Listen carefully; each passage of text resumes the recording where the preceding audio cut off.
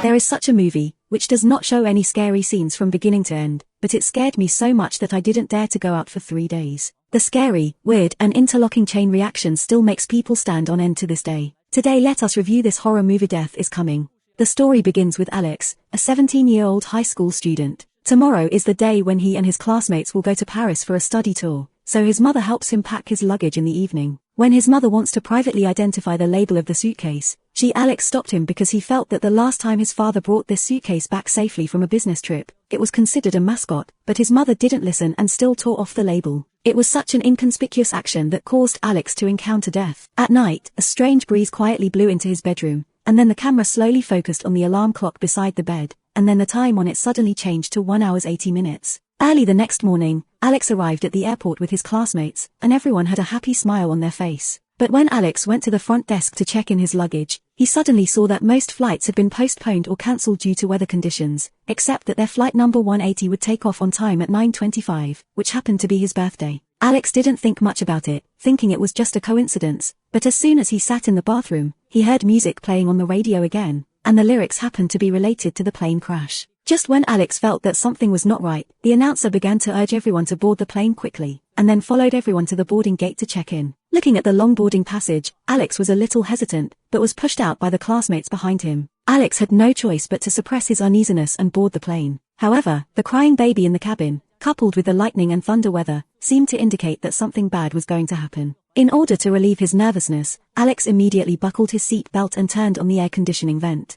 But just when he closed his eyes and was about to take a rest, 2 female classmates came over and asked if they could change seats. The male classmate in front of him asked him to refuse, but how could he have the nerve to refuse the request of 2 beauties? Alex then came to the side of the male classmate. As soon as he sat down, the small table in front of him fell down. He wanted to restore it, but found that the button on it was broken. In desperation, he pressed the call button, but it was about to take off and the flight attendants were busy adjusting their seats, so no one paid attention to his request. As the engine roared, the plane roared towards the sky, and the students were cheering for this moment. The next second, the plane suddenly began to shake violently. Upon seeing this, Alex immediately clenched the armrests. Fortunately, after a brief turbulence, the plane finally stabilized. However, before everyone could relax, suddenly more violent turbulence started again. In just a moment, the passengers in the cabin were swaying, and even their luggage and oxygen masks fell off. Just as the students were panicking for oxygen masks, one side of the fuselage suddenly exploded, and the boy sitting by the window flew out.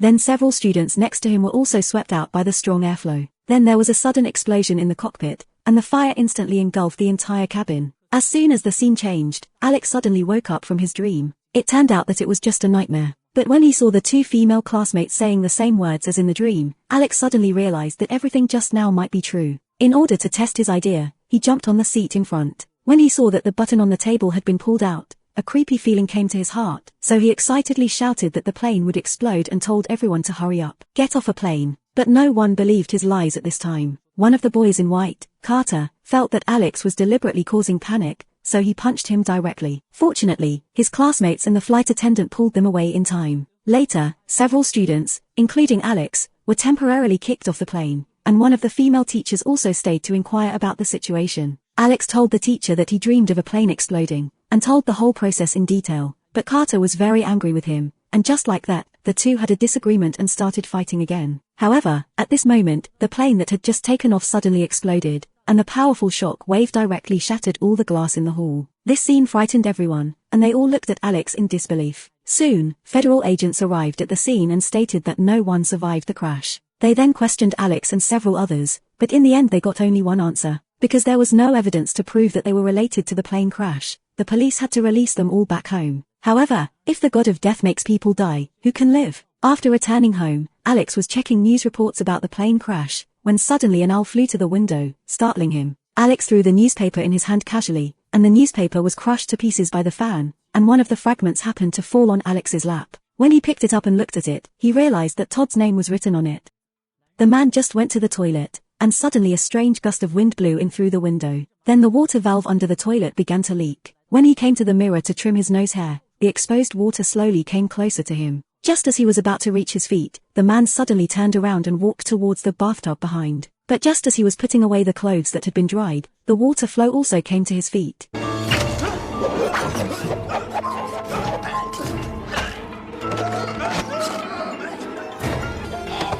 In this way, Todd died in his bathtub, but what was even more strange was that the water on the ground began to automatically return to the toilet. By the time Eric arrived at the scene, the police had packed Todd's body into a police car. Looking at everything in front of him, Alex realized that things didn't seem to be over. Early the next morning, he found another survivor, Claire, and expressed his suspicions. He believes that the survivors have not escaped the clutches of death. Sooner or later, they will die from accidents designed by death for them. However, if they discover those designs early, figure out the clues, and then make changes, they may be able to survive. At this moment, Alex suddenly saw a bus on the glass next to him, but when he turned his head and looked to the other side, he found that there was no bus at all on the road next to him. Just when he felt something was wrong, Carter and his girlfriend happened to drive by, and the surviving female teacher happened to come out of the convenience store. Then another survivor, Billy, happened to pass by on a bicycle, as if something in the dark brought them survivors together. Just when Carter wanted to chat with the female teacher, Alex stepped forward and wanted to express his thoughts. Unexpectedly, he was yelled at by Carter again. At this time, Carter's girlfriend couldn't bear it. Instead of thanking someone for saving your life, you always made trouble for him. But before he finished speaking, a bus suddenly rushed out.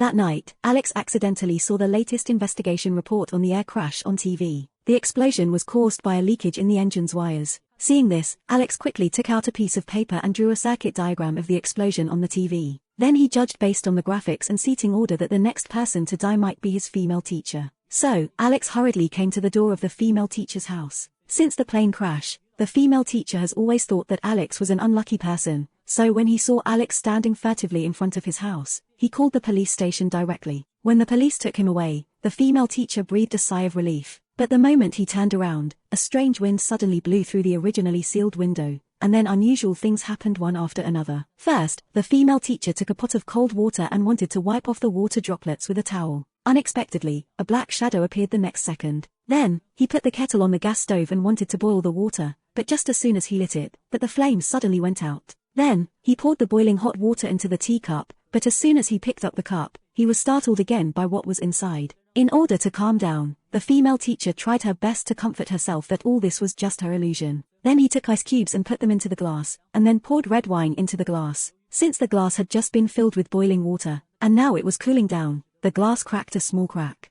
And he still didn't know all this. I saw him drinking from a cup and walking to the computer, trying to get something from the back of the computer. Unexpectedly, the water had dripped into the circuit board inside. After a while, the computer started to emit white smoke. Just when he was attracted by the scene in front of him, the computer suddenly exploded, and the sharp fragments pierced his neck directly. When Alex explained the situation to the police and rushed to the female teacher's home, the female teacher had already gone through a series of chain reactions, causing the kitchen knife on the table to be inserted into his chest. Alex wanted to go up to help, but unexpectedly, an explosion occurred, causing a chair to hit the knife handle heavily. Alex instinctively pushed the chair away and pulled out the kitchen knife, but found that she was no longer breathing. Seeing that a bigger explosion was about to happen, Alex could only run out desperately. But all this happened to be seen by classmates passing by. Now Alex completely became a suspect, and in desperation, he could only hide. Later, Claire found Alex, and then got into Carter's car with another survivor, preparing to send Alex to hide in his father's forest cabin. Not long after getting in the car, it asked him if he had already met that the next person to die would be the female teacher. After getting an affirmative answer, he asked Alex, whose turn should be next. Unexpectedly, Alex replied that they would all die anyway, so what difference does it make about who comes first and who comes last?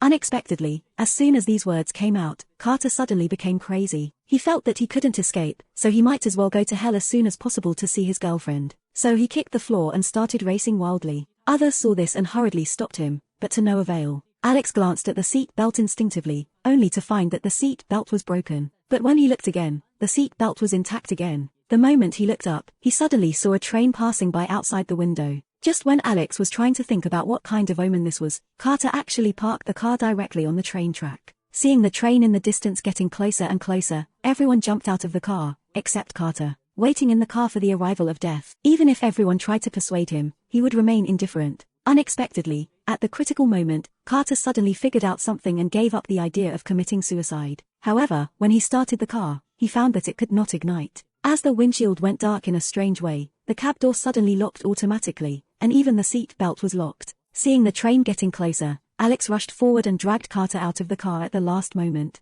In an instant, the train smashed the entire car into pieces, but a piece of iron sheet under the train indicated that things were not that simple. When Billy stood up to express his dissatisfaction with Carter's behavior, the iron sheet was suddenly bounced off the train.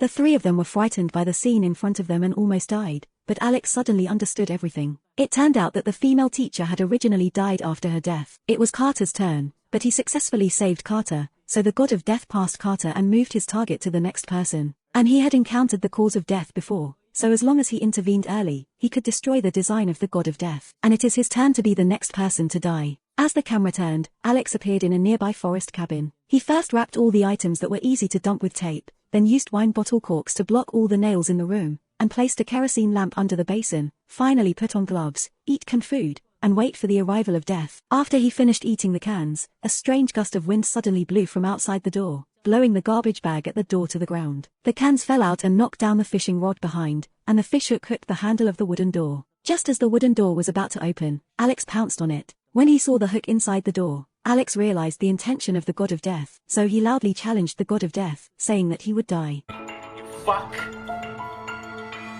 I can beat you. Maybe not forever, but I got this cabin rigged to beat you now. However, Alex waited for a long time without feeling any danger coming, as if the god of death had disappeared. But when he saw the news in the newspaper, he suddenly thought that he was originally sitting in the last seat on the plane, which meant that he was the last person to die. Just when Alex was annoyed that he discovered this problem too late, the kerosene lamp opposite suddenly went out. When he tried to use a lighter to light a fire, he found that the light emitted by the lighter was like lightning, which convinced him that the next person to die was probably Claire. At this time, Claire sighed. A telephone pole in front of the house was suddenly struck by lightning, and the fallen cables danced wildly in the yard with sparks. Seeing that the watchdog was about to be in danger, Claire hurriedly ran downstairs, but as soon as she reached the downstairs, the cable hit a nearby shelf, and the falling shelf almost killed Claire. When Claire got up to untie the dog's chain, the shelf rolled directly to the other side and pierced the water tower next to it. In an instant, all the water inside surged out, and the cable also waved its claws and prepared to fall into the water. Fortunately, Claire untied the dog leash and jumped onto the nearby wooden frame a second before the cable fell into the water.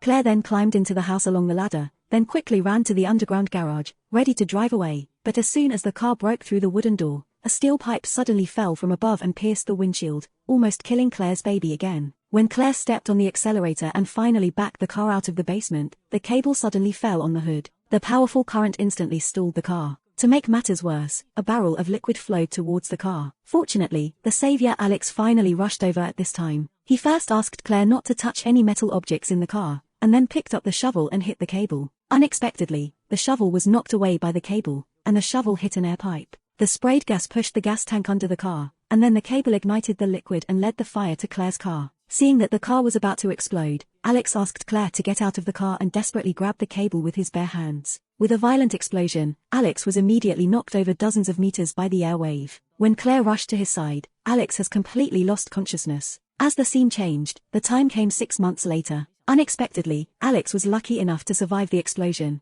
and the three friends finally came to Paris as they wished. It was only now that Carter finally admitted that Alex was right, and they had not had any trouble for 6 months. It seemed that they had really defeated the god of death, but Alex said that there was still one thing he didn't understand, because according to the order of death, he was the last person to die. Although he successfully intervened and saved Carter and Claire, no one intervened to save himself, so why is he still alive when he must die? Just when Carter said that even if they would take turns to die again, he would still be the safest person, because once death came to the door, Alex would be the first to be unlucky. At this moment, the street singer sang the song he heard in the airport bathroom again, and then a steel pipe rolled on the shelf above his head, and then knocked over a bucket of glass fragments, and the red wine glass on the table again it happened to be overturned by a gust of wind. Alex realized something was wrong and immediately stood up and said he wants to leave first. Claire wanted to follow him, but Alex stopped her. At this moment, Claire saw a speeding bus through the reflection of the glass. He felt something bad and immediately shouted, "Alex!"